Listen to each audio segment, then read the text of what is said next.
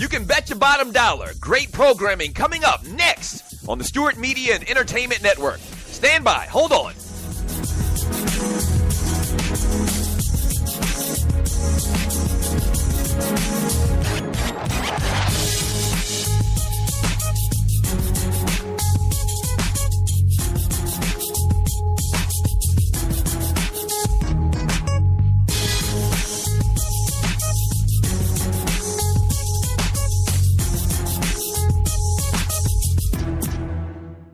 Talk at its finest, coming up next on the Stewart Media and Entertainment Network.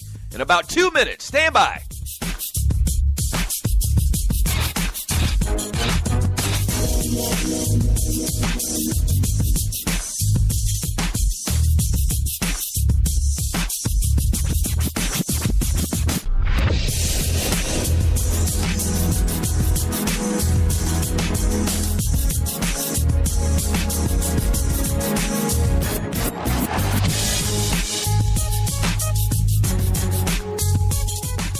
We know what guys are talking about. Stand by. A great show coming up next on the Stewart Media and Entertainment Network. In about 30 seconds. Stand by. Don't go away. Stop.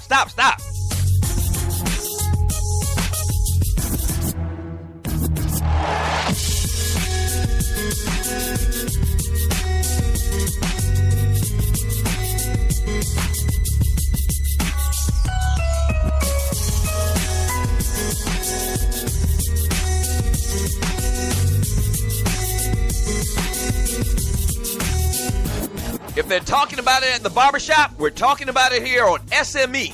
Great show coming up in about 30 seconds. Don't go away. Stand by.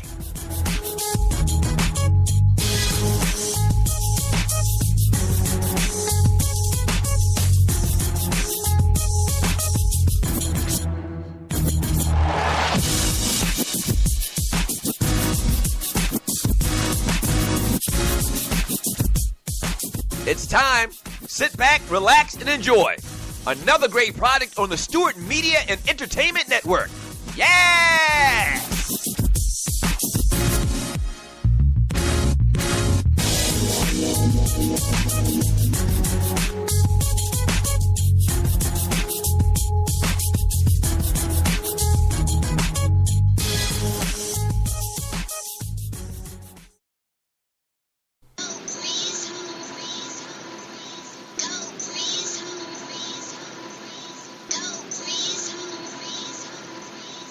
I'd like to welcome everybody to the Grizz, and of course, I'm your host, Rashad Grismore. I have a fun and a very exciting show for you today. Kobe Bean Bryant. This is Kobe Bean Bryant's last basketball game as a Los Angeles Laker. Oh, man, wow. I can't believe it. I can't believe that it's over.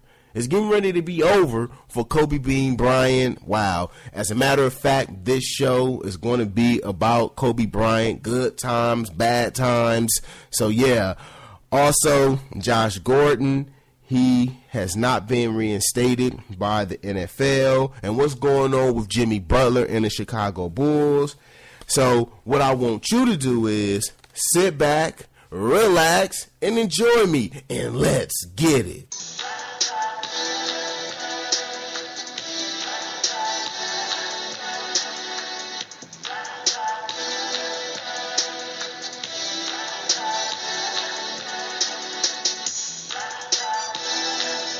Thank you, everyone out there, for tuning in to me, the Grizz, however it is that you are tuning in.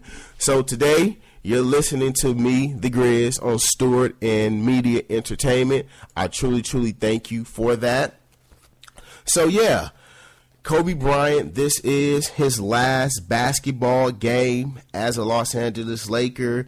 And, man, for me, it's kind of hard. It really is hard to see this.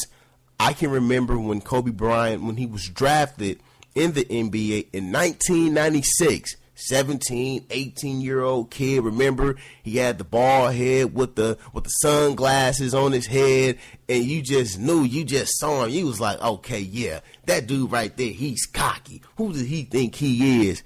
And he showed you exactly who and what he was. He was a guy that was an abrasive individual, a guy who was very, very intense, wasn't always the best teammate. But one thing that you can never, ever take away from Kobe Bean Bryant is the fact that that man sit there and he competed. No matter if the Lakers won or lost, he was going to go out there and he was going to compete. And that's what you have to respect about Kobe Bryant. You have to. You have to respect the fact that he was a competitor. He never, ever backed down from no one. No one. You have guys in today's NBA. I'm watching Steph Curry play, and I'm seeing Steph Curry do what he wants to do. And then here's the thing. You look at the NBA, and you see a lot of good point guards.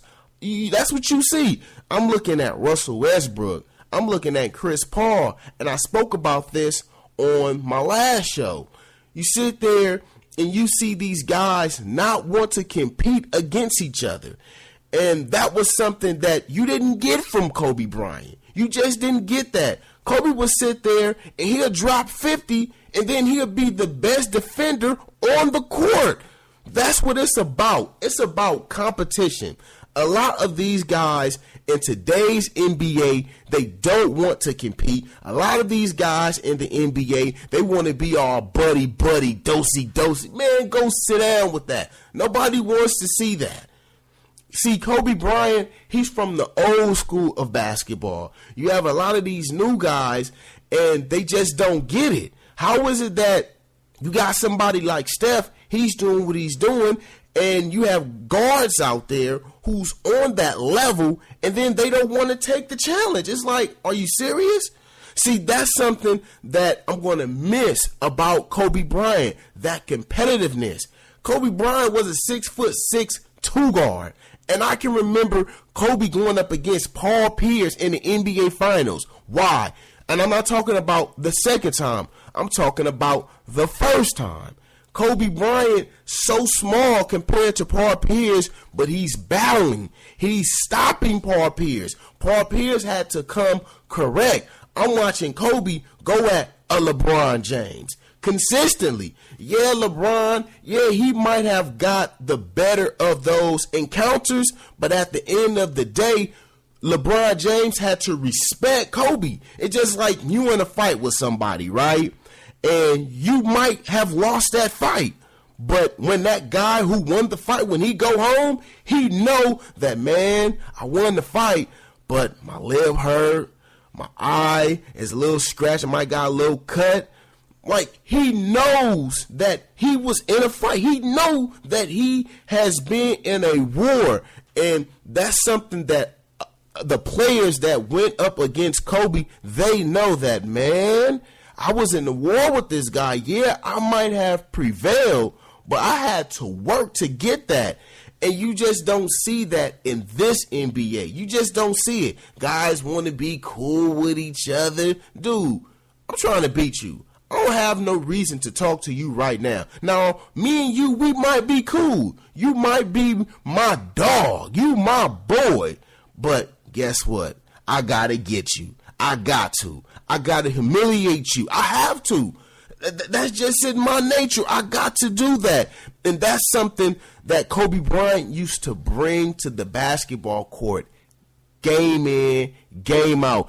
Even if it might have turned off some of his teammates, the way in which he acted out on the basketball floor.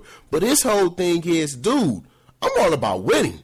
If you're not about winning, then there's no need for me to talk to you. Why am I talking to you if you're not on my level? At the end of the day, it's about winning. It's about nothing else. That's one of the main reasons why he was so agitated with the Lakers. You guys said that you was going to do this. You guys ain't doing this. What's going on? Oh, since you don't want to do what you promised me, then I'm going to leave. And then Dr. Bus, and it wasn't so much Dr. Bus. It was more of the logo who was looking at it and saying, man, that's my guy right there. Remember, the logo, he drafted Kobe Bryant. He drafted him. So he was like, I can't have that. Even though, I'm not with him anymore, I can't let that guy right there go. So, Mitch Kupchak, here's a hand. I'm going to throw you a bone. Boom. Got Pau Gasol. And the Lakers, they didn't look back. They wound up going to 3 finals appearances. They made 3 finals appearances, and they won 2 of them. Now, I was listening to the Dan Patrick Show, and I'm going to mention the show, but it wasn't Dan Patrick. It was another guy who was filling in. And I've heard, guys like him make statements like what I'm getting ready to tell you, and I've heard other people say this. They try to diminish Kobe Bryant's accolades when it comes to the championships. They try to diminish his accomplishments by saying, well, what about the first 3 championships that he won with Shaq? How much credit do you give him? And I'm here to tell you, you give him a lot of credit. Don't get me wrong. Shaq was the man. Shaq was that guy. Shaq was Superman. And some people might say, well, Kobe Bryant was Robin to Shaq's Batman. I'm here to tell you that's totally disrespectful for anybody to say that about Kobe. No, he wasn't no dang on Batman or Kobe or the Robin to Shaq's Batman. No, that was Scottie Pippen. Now, I will say that Shaq was Superman. Shaq was dominant in those NBA finals. I mean, just totally dominant. But I'm going to say this. I'm going to say that Kobe was Thor. Yeah, not quite Superman, but he was better than all of the other guys. He was better than who's out there? I'm thinking about Marvel comic characters. Who's there? Iron Man or even a DC character. I mean, any of them. Kobe, like Thor, would beat any of those guys. He'd beat all of those Marvel comic characters with the exception of Superman. That was Kobe. Kobe was Thor. He was Thor to Shaq's Superman. You can't disrespect Kobe Bryant like that. You can't say that, oh, he's Robin. No, he wasn't no Robin. There were games that Shaq couldn't finish. The one that comes to my mind was the first championship that they won. Who was that? Against the Pacers. Remember that? And Shaq had fouled out. And I can remember. I'm like, oh, man. Wow. Shaq is gone. What's going to happen? And then Kobe Bryant, he broke Reggie Miller off something proper. And then once he made, the baskets and stuff like that, he went to the sideline and was like, hey, y'all calm down. I got this. Just fall back. Just roll with me. I got this. And that's when he became this mythological basketball god. That's when the Mamba was born right there. Without Kobe, the Lakers don't win that series. They just don't. There were times where Shaq will foul out of a game, and then Kobe will sit there and come to the rescue. Like, yeah, Shaq, yeah, you're gone, but I'm here. I'm here. And that was a luxury for Phil, to where it was like, okay, Shaq, you get yours. Shaq, you come out the game. Kobe, you get yours. That's a luxury that there's not one coach in the NBA in today's game that can say that they had that type of superstars where that can happen, where it's like, okay, Shaq, you get yours. Now you got yours. Let me get mine. And here's the thing. We're still going to win championships. That's the thing. And we're going to dominate. You can't take anything away from Kobe. You just can't do it. That man is on a totally different level. Seriously, on a totally different level than anyone that has ever played this game. And that's including Michael Jeffrey Jordan, who I believe is the greatest basketball player of all time. But I've said this before. Mike can't carry he can't carry Kobe's lunch bag when it comes to the skills of the NBA game. He can't. He's not there. And that's no knock on Mike. But that's more props and kudos to Kobe. If you break their games down, Kobe could dribble the ball better than Mike, had way more range than Mike. For me, a way better defender than Mike. For me, I think Michael Jordan got just a little bit too much praise when it comes to the defense. I always felt that Scottie Pippen was the better defender. That was just for me. I always felt that he got a little bit too much praise for that. And then not to mention that Mike never really went up against top wing men. When Kobe, when he was at his peak, there were guys he had to go up against. He had to go up against a Paul Pierce. He had to go up against a Tracy McGrady. He had to go up against a Vince Carter. He had to see these guys. And those guys could play. He had to go up against a D-Wade. Mike didn't do that. And then let's just say, hypothetically speaking, those guys were there. He wasn't going to guard them. That was going to be for Scottie Pippen. No, he's not there. Kobe can do it all. He mastered every aspect of that floor. You want him to be in the low post? Oh, Kobe, he can be there. You want him in the mid post? Oh, Kobe can be there. Oh, you want him on the wing? Kobe can be there. Whatever you wanted him to do on the basketball floor, he could do it. Just a marvelous, just an exceptional talent. Now, when it comes to Mike, Mike had the big hands. Mike had more athleticism. Mike jumped higher. That's about it. But here's the thing. Kobe wasn't lacking in any of those areas with the exception of the hands. Now, that really helped Michael Jordan having those big hands. Other than that, come on. Mike is not on that level. He really isn't. He's not on the level of a Kobe. I'm sorry. And I'm just going to miss Kobe. I ain't even going to sit here and lie. I'm going to miss Kobe Bean Bryant. I really am. I'm going to miss me some Kobe. Kobe was able to do things that you would say, what? Hold on. Here's the thing about Kobe. When he would sit there and put you in the post, he would pump fake like 10,000 times and have 2 open shots. And then I'll be doggone it if he sit there and he's wide open and then he'll reverse pivot, and then the defender is right there, and then he'll shoot a highly contested shot and make it. You like, Kobe, okay, did you really have to do that? Like, Kobe, you didn't have to do that. Like when Michael Jordan, when he did the spectacular move by Michael Jordan, like Marv Albert, I hate Marv Albert for that. I do. I despise Marv Albert for that. What a spectacular move by Michael Jordan. Man, go sit down, man. Nobody want to hear that. Nobody wants to hear that. Mike didn't have to do that. He was just showing off. That was Kobe Bryant. Kobe wanted you to know that, hey, look at me, everybody. I'm working on my game. That's what he wanted to show you. But I want to get back to people trying to take away from Kobe Bryant's accomplishment when it came to those 3 championships. If you look at Magic, people want to say, well, Magic did this, Magic did that. Remember, when the Los Angeles Lakers, when they won their first championship with Magic and Kareem together, Cap was the man. Remember this.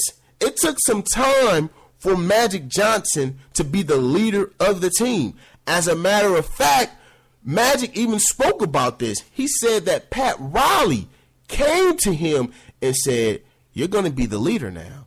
And then Magic said, okay, did you run this over with Kareem? Yeah, Kareem, he knows.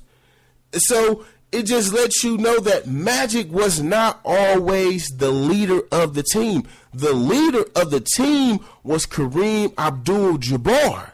So the only player that comes to my mind that was responsible, a huge factor in his team winning championships, was Michael Jordan. That's it. Tim Duncan, he can't say that.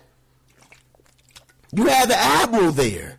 You had guys that was already in place for Tim Duncan to win. Even if we look at the Spurs now, the last championship that they won, it wasn't because of Tim Duncan. Don't get me wrong. He played a part in it.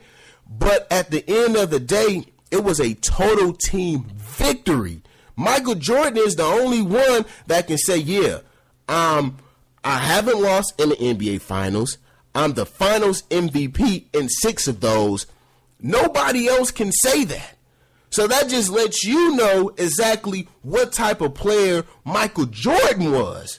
But don't sit there and don't try to sit there and diminish what Kobe did by saying, well, you know, the team was led by Shaq and Shaq did this. Yeah, Shaq did that. Don't get me wrong. Shaq was, man, what? Shaq was on a totally different planet. Shaq was hungry then. But like I said before, Kobe was Thor and Shaq was Superman.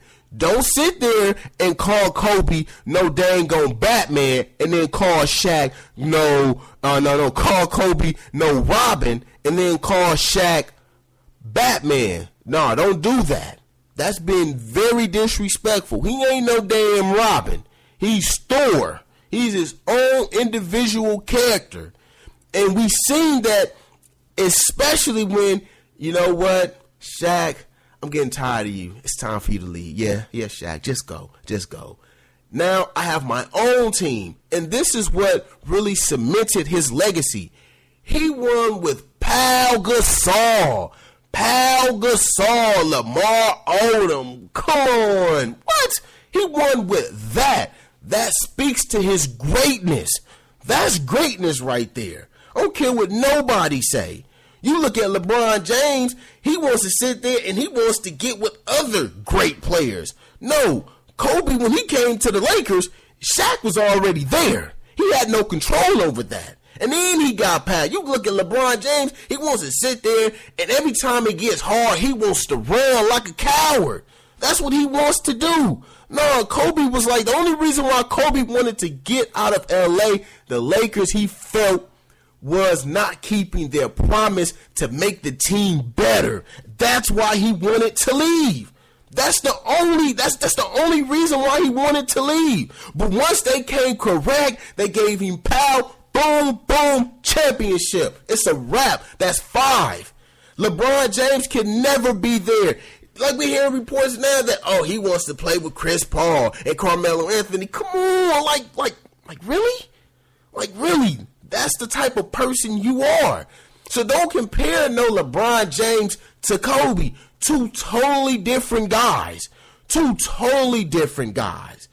Man, I'm going to miss me some Kobe, y'all. I'm going to miss me some Kobe Bean Bryant. I'm going to miss that guy, seriously. And I know this segment is running long, and I only have just a few more minutes to talk about Kobe. And like I said before, you're listening to The Grizz on Doug Stewart Media and Entertainment. Yeah, this show right here is going to be heavenly, filled with Kobe Bryant. It is. The guy is worth talking about. He was a totally different guy. Totally different. The way in which he thought the game is completely different from the guys in today's NBA. The way in which he played the game is totally different. LaMarcus Aldridge, he just played against the San Antonio Spurs, and he had a finger injury. I think it was dislocated, and he was playing good up to that point. And once he wound up getting hurt, he was inefficient. Now, if we flip it and we look at Kobe, I can't even remember the team he was playing against. I want to say the Minnesota Timberwolves. And this is when Luke Walton was on the team. Anytime I can take a shot at Luke Walton, I'm going to do it. Like, wow, I just can't believe that the Lakers gave him 5 years, $30 million. So I'm always going to take a shot at Luke Walton. But I remember watching Kobe. He had a dislocated finger. I don't know if it was a pinky or index. One of his fingers was messed up. And you see Luke Walton. You see Luke Walton see it. And you look at the anguish in his face. It was like, ugh. What happened? Gary Vitti, he popped that bad boy in place. Clink, clink. Wrapped it up. And what Kobe do?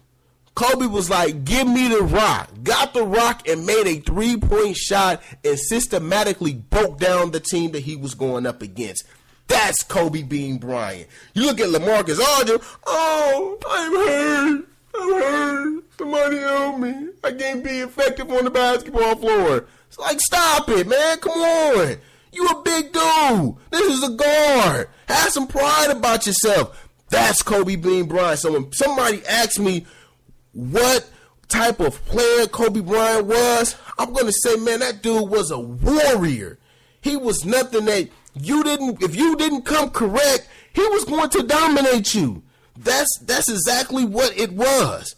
That's what it was. He was going to go out there and systematically break you down. Even if I remember the wars that he and Bruce Bowen used to have. They used to have some wars. And Bruce Bowen would play some good defense, and Kobe would still go out there and drop 40 on him. Now, Bruce Bowen, for me, top 5 perimeter defender of all time. Kobe Bryant used to break him off something proper, like back up, like a jab. You know, when a guy try to come up on you and you pop him with a jab, you know I always got to make my boxing references. You just know I have to. You know, a guy try to walk up on you like a boxer and you pop him with a jab, like get back, hit him with a jab, boom, hit him with the right hand. That was Kobe. Every time Bruce thought he was doing something, here's a 3-point shot, here's a 2-point shot, here's a crossover. I mean, he used to just demolish him. But coming up on the Grizz, even though, you know, I'm speaking highly of Kobe, there also is some bad Kobe. And there's a player out there that Kobe won't tell you that shut him down. But I know who it is, and Kobe also know exactly who that player is. And we're going to talk about that next here on the Grizz.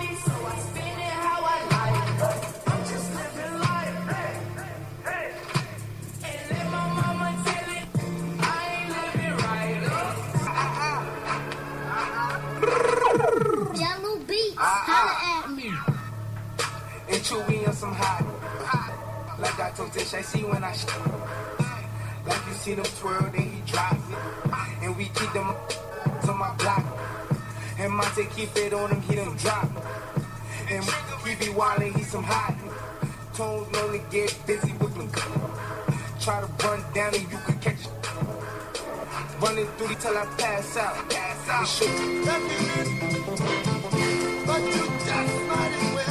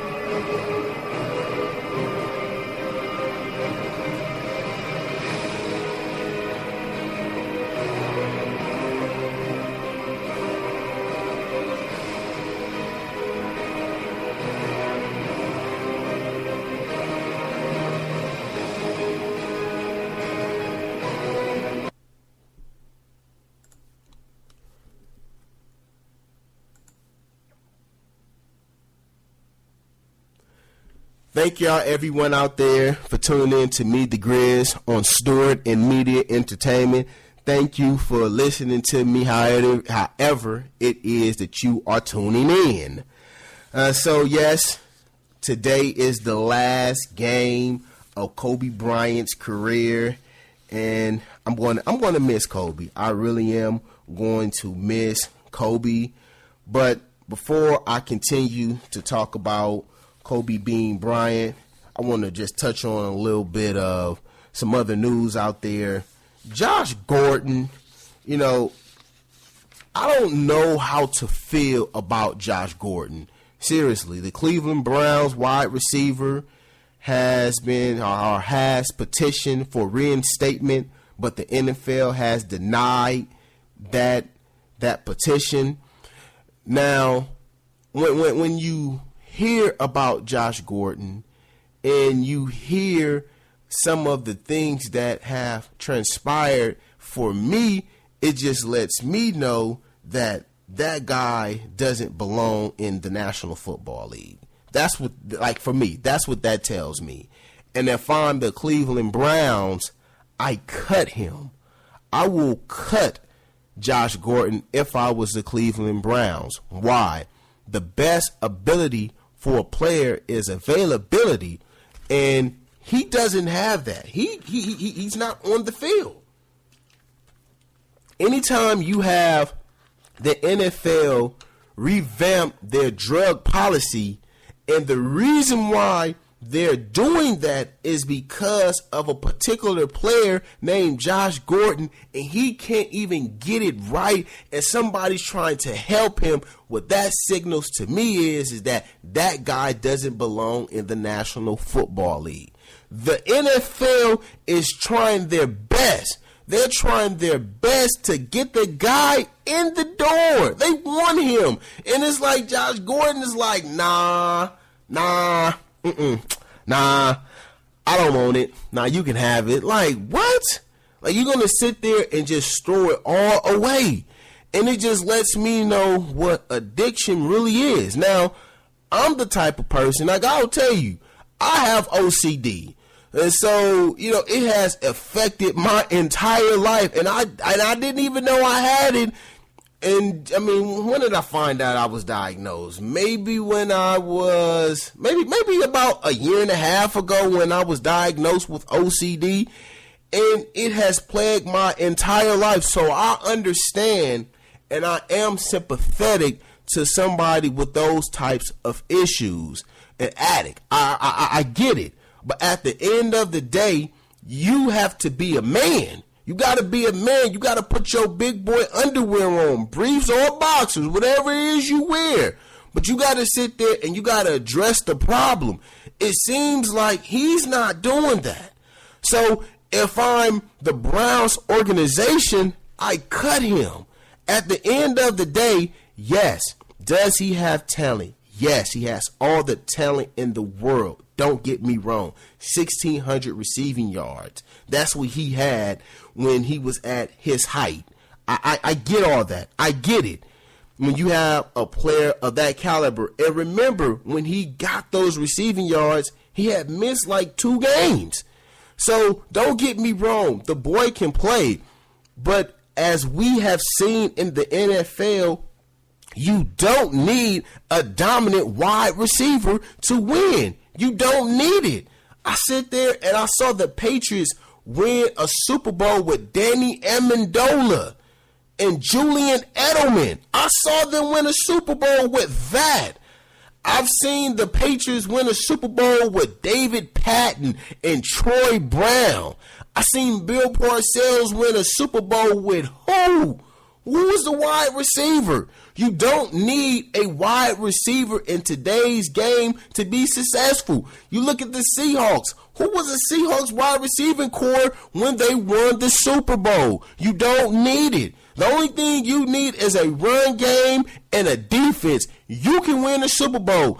If you look at the NFL, if you look at the history of the NFL, you don't need it. Don't get me wrong. Am I going to sit there and I have a stud of a wide receiver and I'm going to say, nah, I don't want him? No, I'm not. That makes your job that much easier as a play caller. But if you look at the 1985 Bears, who was their receiving core? You can't name them. You can't. But you know who Sweetness is. I just said the 46 Bears. I mean, that 46 defense, the 85 Bears. When you think of the 85 Bears, what you think of? That 46 defense. You don't think of the throwing game. You think of Sweetness and Walter Payton, and that's it. So if I'm the Cleveland Browns, I can't trust this dude. I can't trust him. he will not be on the football field. So for me as a teammate, I don't want to go to war with a guy like that. Why? Because when I need him, he's not going to be there. He's just not. He's just not. So, Josh Gordon, I want him to get it right. Seriously, I do. And I'm not judging him. I just want him to get his act right. And then when you hear the NFL, they're saying that they're going to give him 60 to 90 days of no bad testing. Like, okay, we'll give you 60 to 90 days and we don't want to see any marijuana in your urine. Like, it's like the NFL, they're trying to help him. They're telling him, look, dude, like they're going to just dummy it down. Like, look, here's the thing. Okay. If you don't smoke weed in this 60 to 90 days, we're going to let you back in the NFL. Can you do that? And I'm here to tell you, I don't know if he can do it. I want to be honest. Now, he can be reinstated. Well, take that back. He can reapply for reinstatement August 1st, but I don't think he's going to pass the test. I don't. I have absolutely no faith in Josh Gordon. I have absolutely none. Now that we're on the NFL, I was on ESPN.com, and they had the best draft moves since 2011. Not the best draft moves, but the worst draft moves since 2011. And I'm looking at this list, and I'm saying, yeah, these are some bad moves. The Washington Redskins in 2012, they drafted RG3, and no, that wasn't in 2012.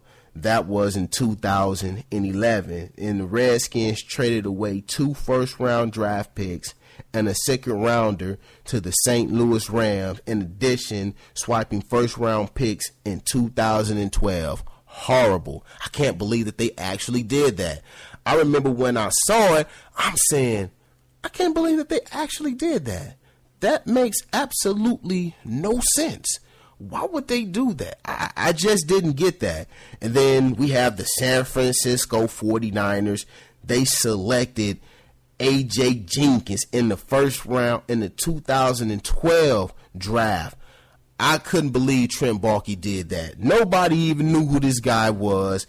And that's why Trent Baalke needs to be fired doing things like that. And as a matter of fact, there's not one single member of the Niners 7-player 2012 draft class is still with the team. That lets you know that Trent Baalke has absolutely no clue as to what he is doing.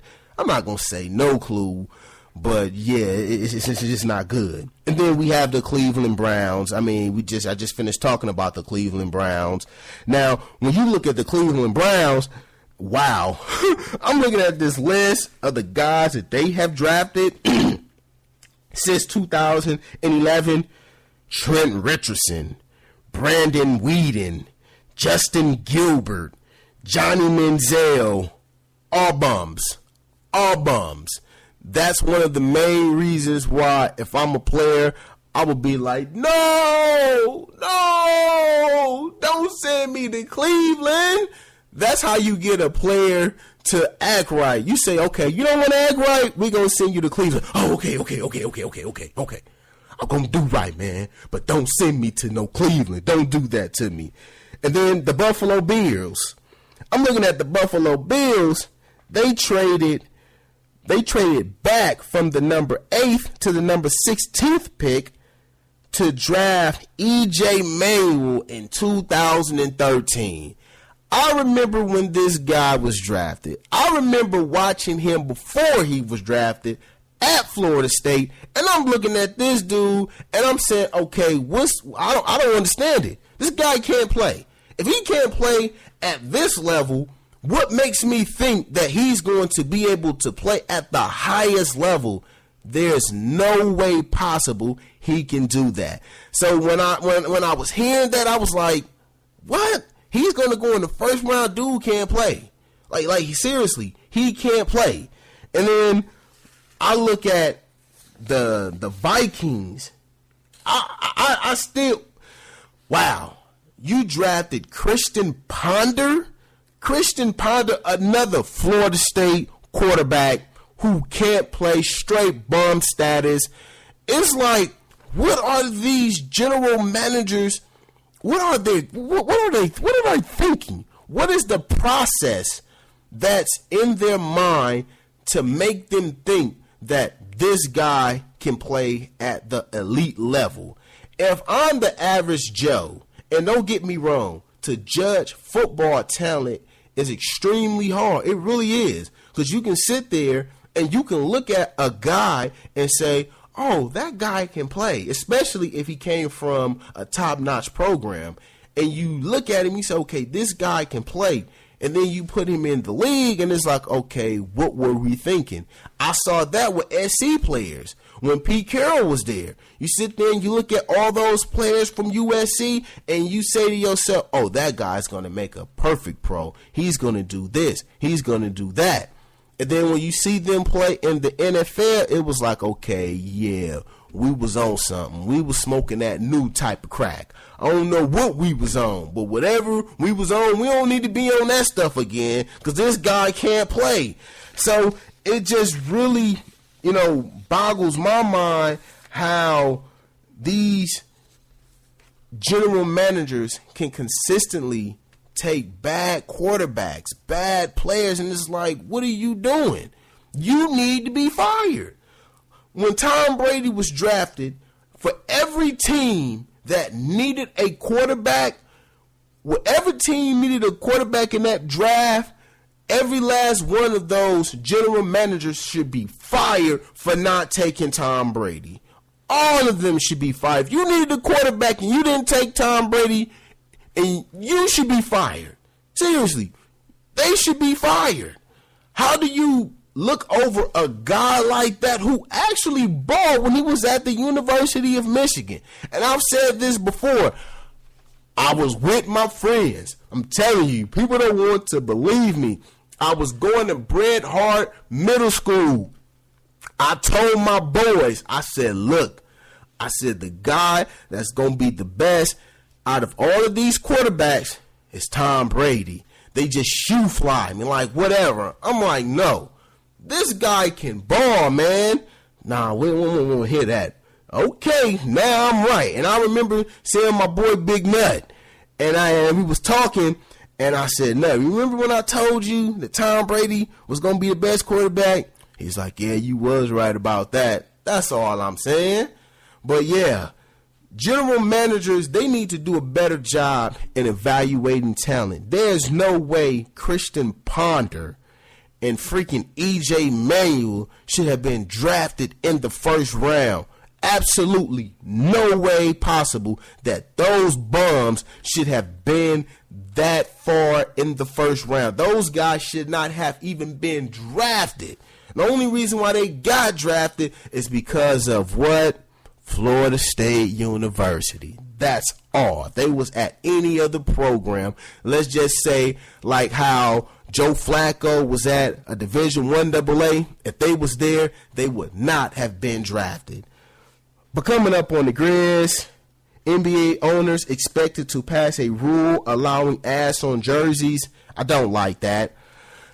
Here on the Grizz.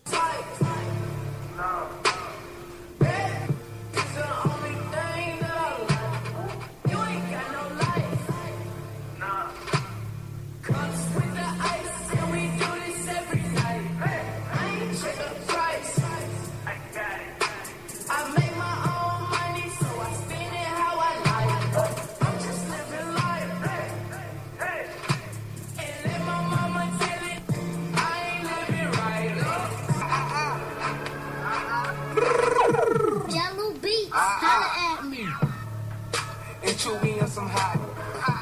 Like I told Tish, I see when I like you see them twirl, then he drop it. And we keep them to my block. And Monte keep it on him, he done drop it. And he be wildin', he some hot. Tones known to get busy with me. Try to run down and you could catch it. running through the till I pass out. And shit. But you just might as well have. Please, God to my head. I want to do it.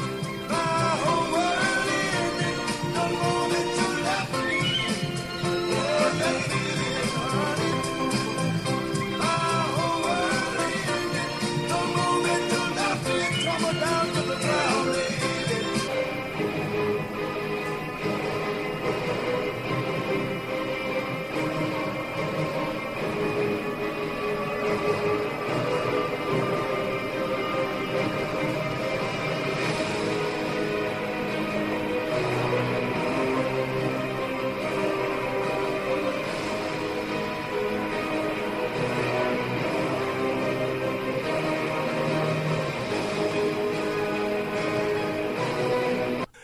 So, you know, the NBA, I don't understand what the NBA is really doing.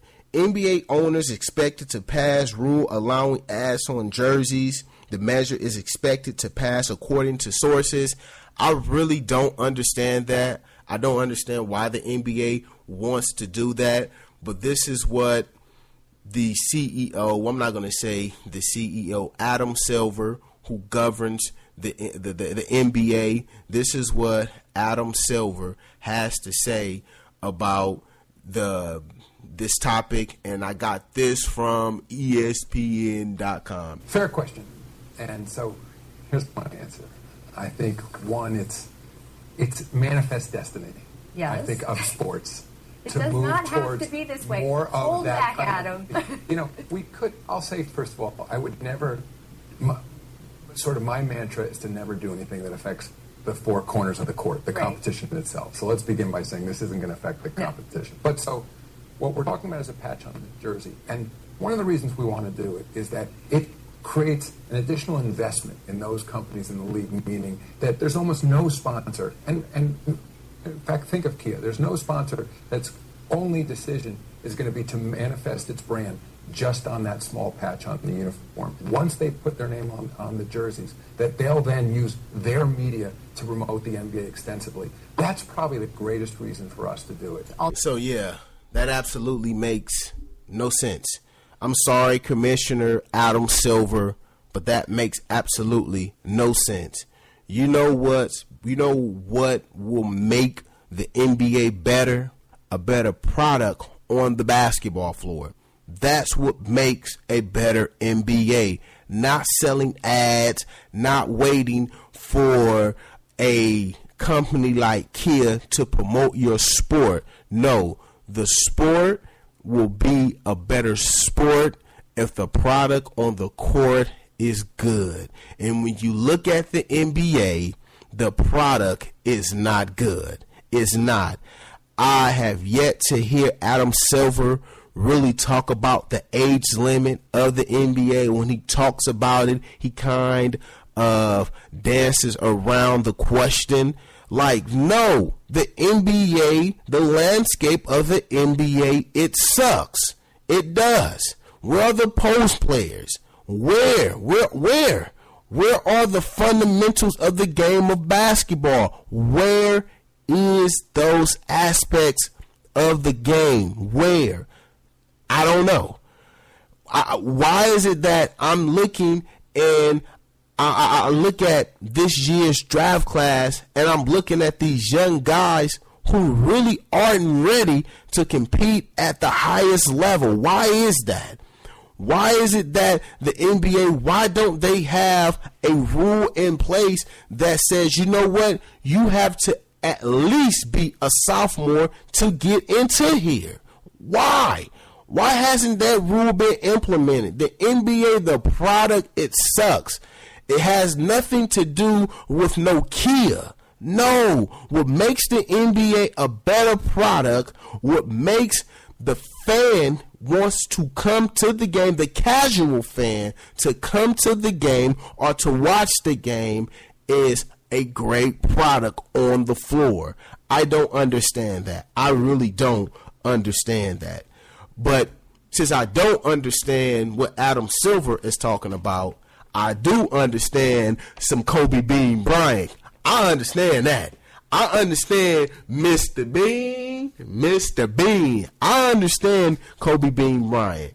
Kobe was the guy.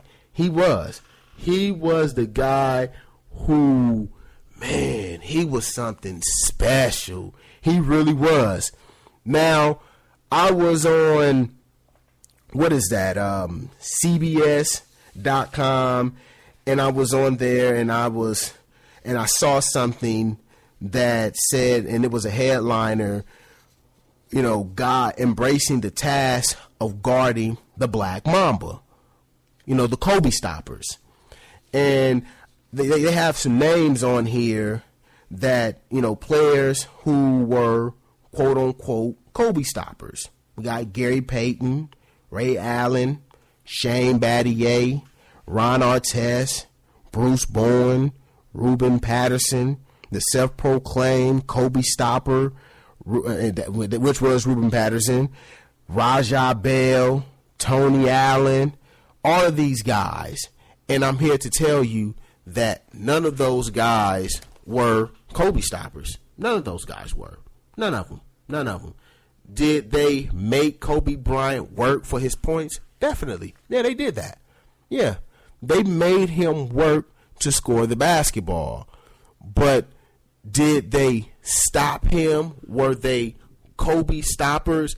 And I apologize if my sound is a little bit too high, so please forgive me for that.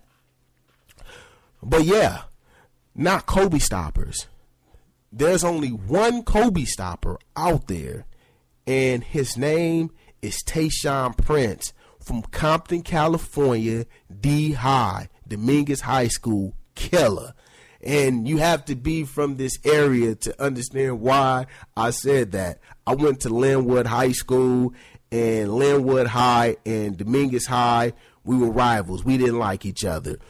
But getting back to, the topic and the lecture at hand, the person who shut down Kobe was Tayshaun Prince in that 2004 NBA Finals against the Los Angeles Lakers, the Detroit Pistons. Sorry for that.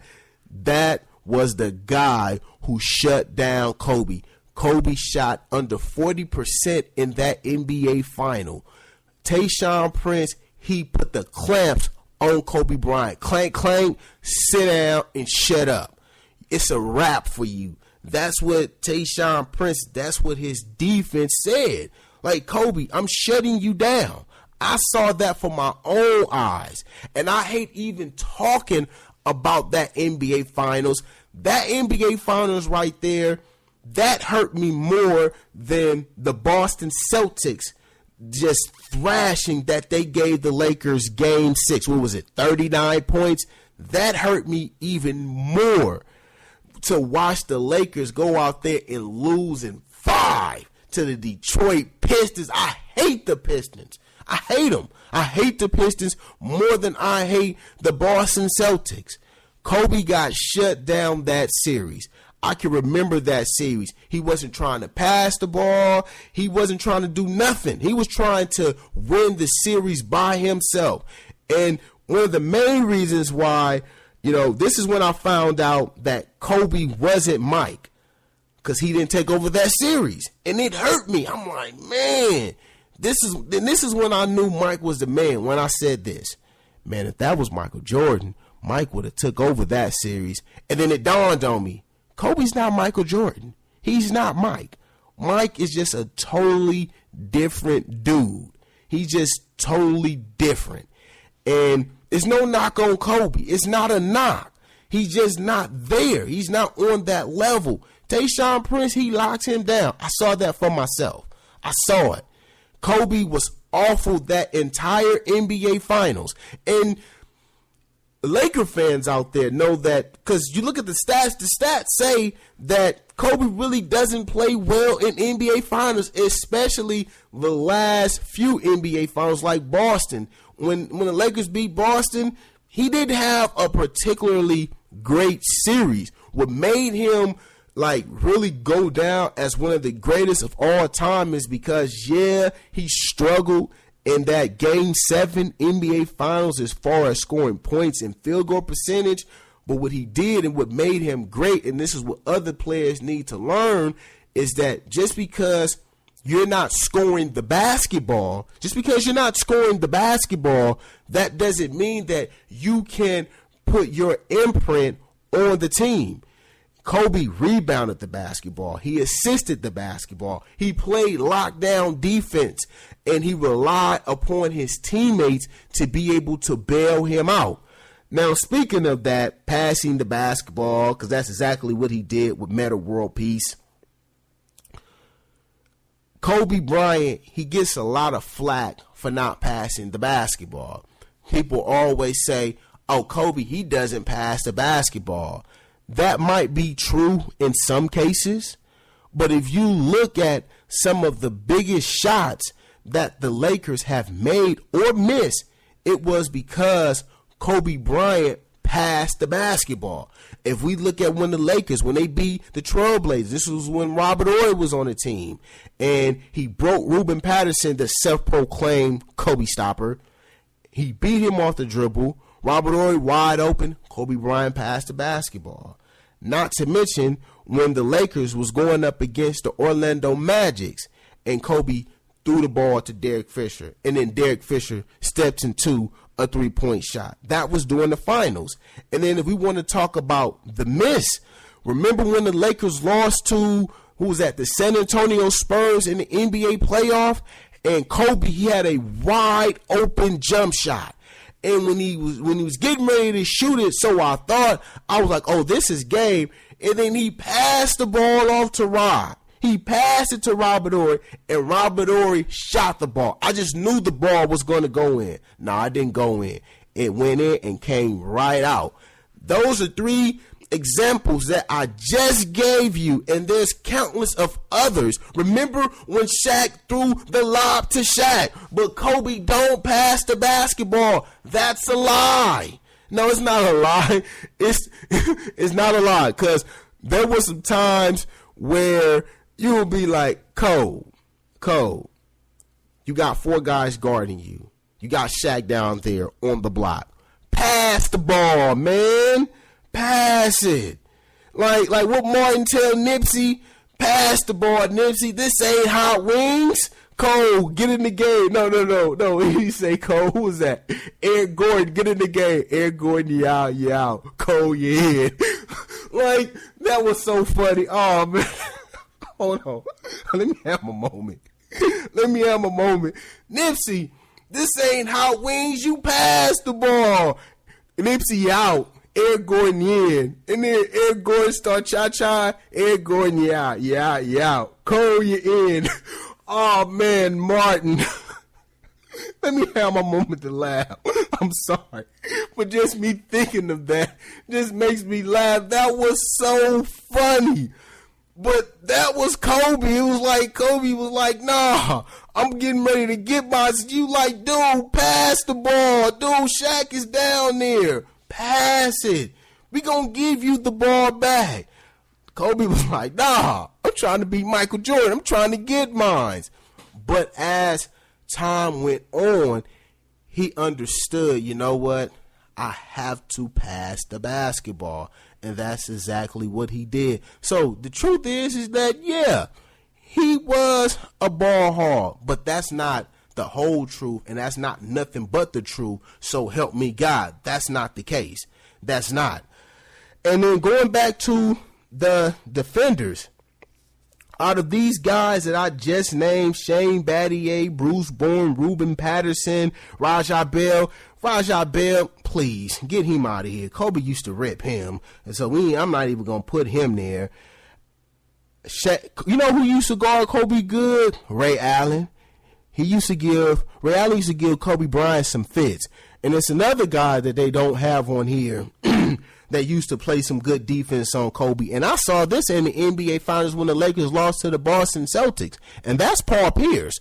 I remember that series when the Lakers, they were up, and then Eddie House and company came in the game, and the Lakers lost that big lead, and Kobe was trying to come back, but Paul Pierce put the clamps on him. That's another guy. Kobe used to have problems with long or big defenders who can move their feet. I'm talking about small forwards. He used to have problems with those guys. And this is what I say about Michael Jordan. Michael didn't have to go up against guys like that. What was it? What, Gerald Wilkins? That's who he was going up against? No, stop it. No, you're not going to sell me on that. He didn't have to go up against guys like that consistently. Now, for Tayshaun Prince was never really a defender. I remember when LeBron James tore a mud hole in him. I remember when D Wade tore a mud hole in him, and I'm like, Kobe, he got you. Kobe would never, ever sit there and say that. He would never admit to that, but that's the truth. If you look at the numbers, Kobe didn't have a great finals. Shaq did his thing. It was Kobe that didn't do what he was supposed to do. He just didn't do it. Now, another thing that I will always, and I mean always, remember about Kobe was when he had those 4 games of 50 points. That was incredible. When I sit there and I watch him play, it was just so fluent. I forgot how good this man was. You got to remember, he hasn't really played a lot of basketball because of injuries. But to look at the way in which this man used to play, it was truly exciting to watch a guy be so dominant. We will never see anything like Kobe Bryant. We have James Harden, who, how many times must I watch this guy on Shaq and the Fool? How many times must I watch him not playing defense? Yeah, he wants to score the buckets. He wants to do that, but then he don't want to sit there and play defense. That lets you know how much of the condition that it takes to be able to do that. Kobe did it. And here's the thing. This is where Kobe Bryant learned about conditioning. And it wasn't from, the losses or anything like that. And I'll tell you exactly where he learned how to treat his body next here on the Grizz.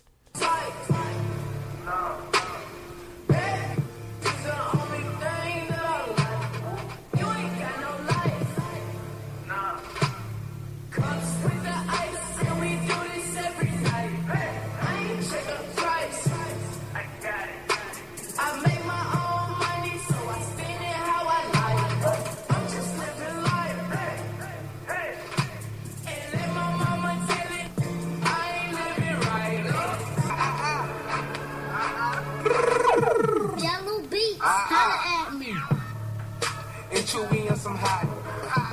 Like I told Tish, I see when I like you see them twirl, then he drops it. And we keep them to my block. And Monte keep it on him, he done drop it. And he be wildin', he some hot. Tones only get busy with them. Try to run down and you can catch it. Running through till I pass out. But you just might as well.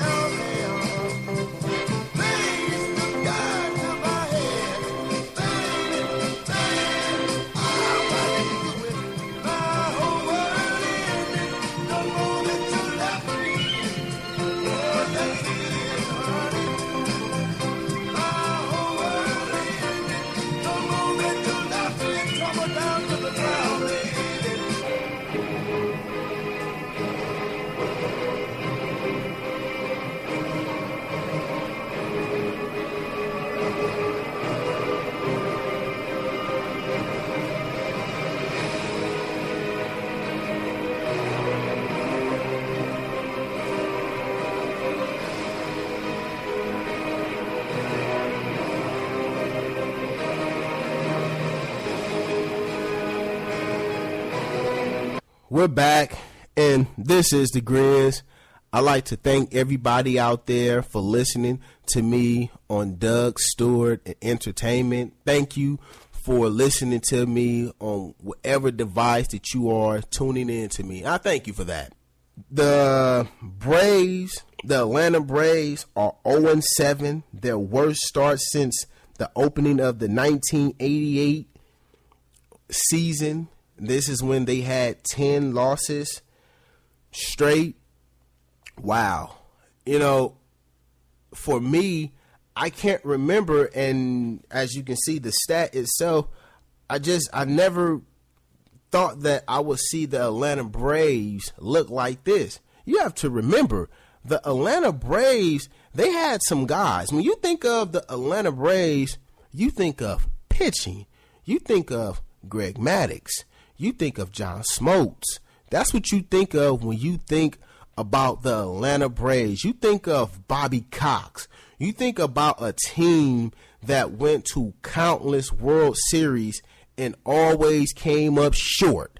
And then they got lucky the one time, and that was it. When you think of the Atlanta Braves, you think of Chipper Jones. That's what you think of when you think about the Atlanta Braves. Tom Glavine. You think about that. You don't think that this team will be 0-7. 0-7, worst start since 1988. You don't think about stuff like that. You think about excellence when you think about the Atlanta Braves. That's what I think about when I think about them. Seriously, the Atlanta Braves growing up, that was my brother's favorite team growing up.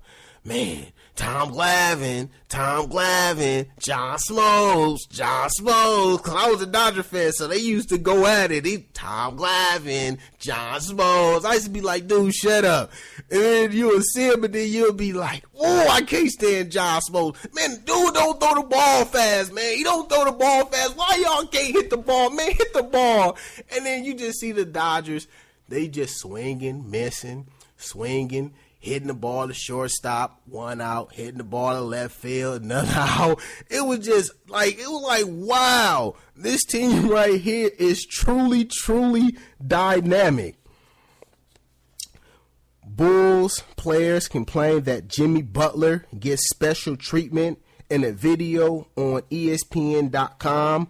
Chris Broussard reports that some Bulls players were bothered by Butler's absence, and that it speaks to a greater feeling within the Chicago Bulls locker room. Transcripts via Pro Basketball Talk quote some players, and I'm not saying it wasn't a family commitment, but there were some. I know at least one player in particular, a starter, who felt like he was a bit bothered by the fact that Jimmy wasn't on the plane, and it was a misperception. He felt it was emblematic of a little bit of preferential treatment that a lot of people say Butler's getting. Now he has emerged as the best player on the Bulls from the front office and things like that.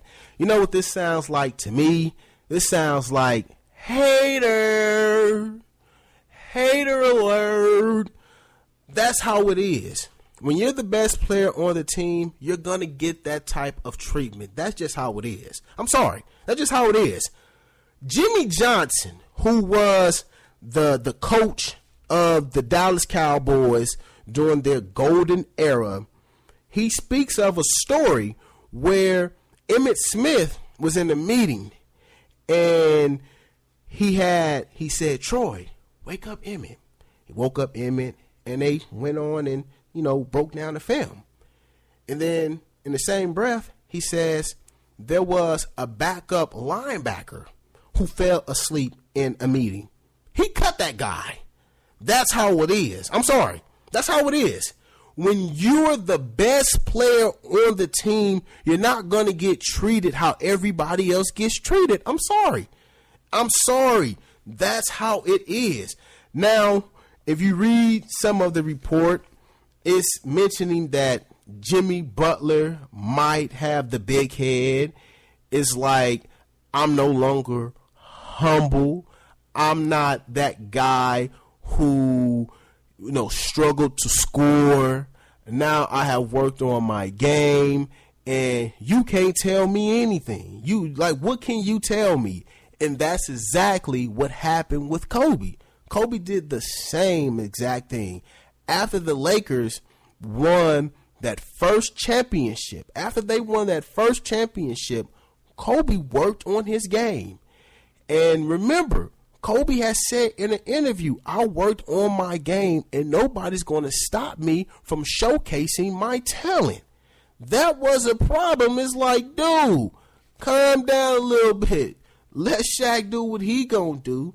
You keep on working on your game. You're going to be able sooner rather than later to showcase your talent. Kobe was like, nah, I want to be able to do that. And it still took time. Kobe really didn't show exactly his full repertoire until when Shaq was gone. And then Phil Jackson came back. And then that's when he started dropping those 50-point games. Like, wow. And what was that? In May 2007, what he had 4 straight times when he reached 50 points, the only other player to score 50 points 4 games in a row. And we all know who that is. That's the Big Dipper. That's Wilt Chamberlain. So when you are in that type of class, that speaks to the type of player you are. To be able to score 50 points on 4 straight occasions, that lets you know exactly the type of player he was. And not only that, when you look at the minutes that he had in those games, 50 minutes, 45 minutes, 45 minutes, 47 minutes, that means that he was in supreme condition. And the reason why he got in that type of shape was because of what happened to him during his rookie season. And that was against the Utah Jazz. And remember, he sit there and he airballed those 3 shots. And when I sit there and I watched it before I started my show, and I'm watching these air balls, and I'm like, dude ain't even coming close. Why is he shooting these shots? Dale Harris should never, ever get another head coaching job. He set that brother up to fail. I don't care what nobody says. He set him up to fail. There's no way that Kobe should have been out on the basketball floor during that time. There's no way he should have been there. Dale Harris set him up to fail. And at the end of the day, who looked bad was Dale Harris. Look at Kobe and Dale Harris. He's a bum. Get him out of here for trying to do that to that young brother. Seriously, get him out of here. Kobe, this is what Kobe said when he was talking about what happened. He was saying that when he was shooting the basketball, his arms felt good. He said, when I shot the first shot, I was like, okay, maybe that's just something that just happened. Okay, it ain't gonna happen again. He shot the second one, he was like, oh man. And I shot the third one, like, wow, what's going on? He said, I felt good up top. Now, kids out there, I want you to listen to what I'm getting ready to say. Kobe found out the reason why he didn't do what he wanted to do. His body wasn't ready for the task. What was that? What was the reason why Kobe's body betrayed him? His legs. His legs wasn't used to that type of punishment. It wasn't used to the NBA going up and down the floor. So he had to change his regimen. That's what he had to do. He had to get his body ready for 82 games and then the postseason. That's what happened. He said, okay, my upper body feels good, but I don't have my legs.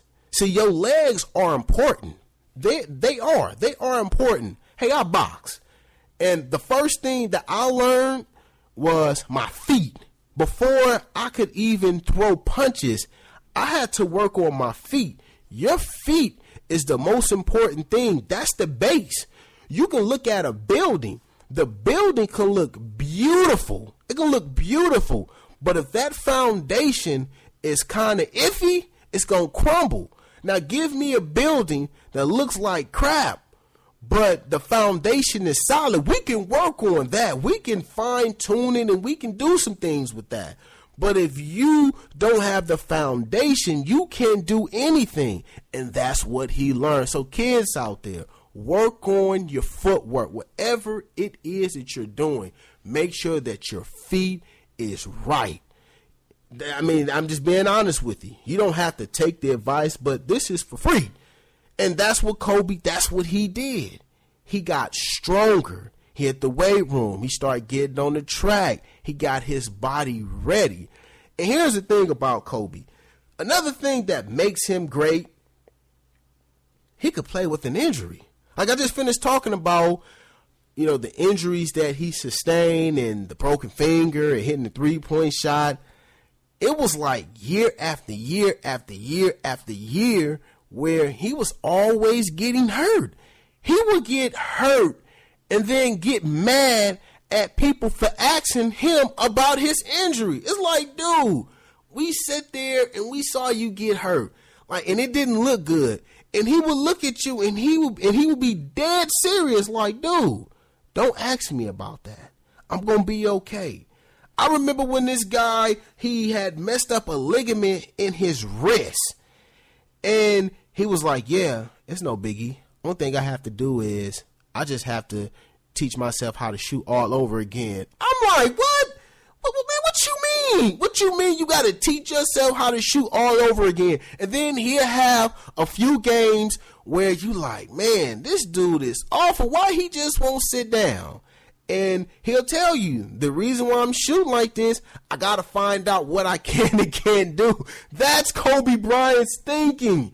I remember Jalen Rose said he had the same injury. He said he was out for like 2 to 3 weeks. Kobe Bryant didn't miss not one game. He said, when I shoot the ball, my wrist it gets stuck. Man, what? Like, dude, you shouldn't be playing. But that was his competitiveness. Why did he feel that way? Kobe felt like people come to see me play. I owe it to them to go and play. And I respect that 100%. I respect that. And if more players had that type of thinking, then Adam Silver would make the statement that he made. That's what makes Kobe Bean Bryant that guy. That's what makes him that guy. That's what makes him, for me, the greatest all-around basketball player that the game has ever seen. I said it.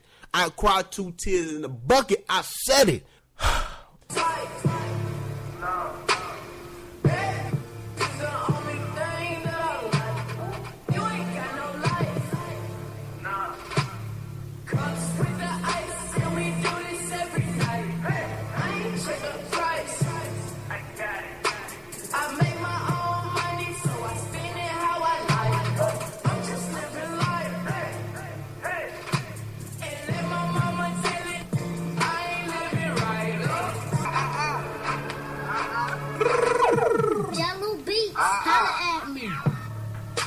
Chewy on some hot. Like I told Tish, I see when I shoot. Like you see them twirl, then he drops it. And we keep them to my block. And Monte keep it on him, he done drop. And we be wildin', he some hot. Tones only get busy with me. Try to run down and you can catch it. Running through till I pass out. And shoot. But you just might as well be.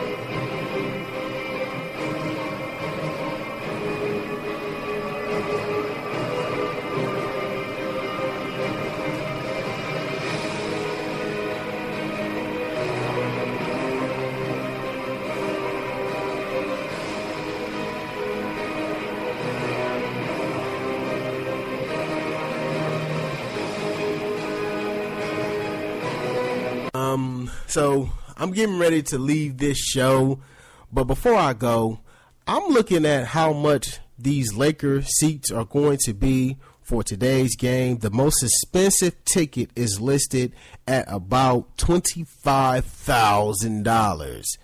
Wow. The cheapest seat is going to go for about $888.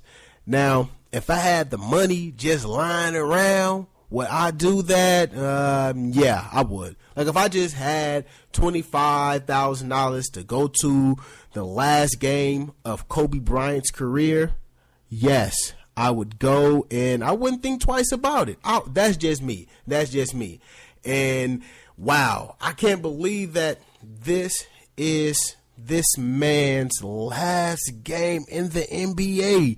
It's crazy. I was young when Kobe Bryant came into the NBA. I was young. And now I'm a grown man. And now he's old. It just lets you know that time waits for no man. Now, the Atlanta Braves, Dusty Baker, when Bryce Harper, when he hit the 2-run double and scored 2 runs, Dusty Baker, he had threw his hands in the air and he was screaming and some words came out of his mouth. Now, this is what Dusty Baker said after the incident.